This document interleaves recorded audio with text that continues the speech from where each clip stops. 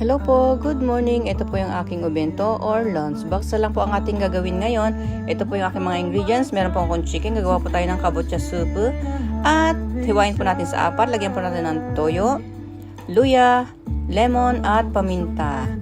10 minutes po ang pag-marinate. At ito na po yung mga kanyang mga gulay. Maghiwa po tayo ng bacon. Yung simeji po, kalahati lang po ang ating kukunin at yung kabocha kalahati din po ang ating kukunin.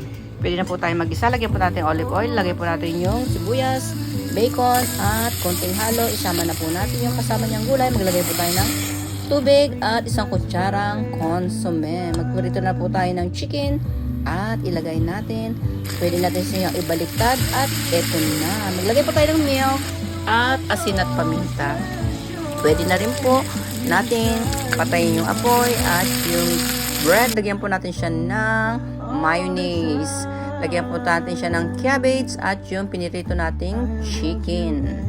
Maglalagay po tayo ng ketchup at ilalagay po natin yung cabbage at yung kanyang tinapay. Lagyan po natin siya ng zanra para pag hiniwa hindi po siya malasog. Sa mga papasok, yotsuke kudasai, tirashaimase, kagashi na yoni, kyomo ichinichi gambarimasyo.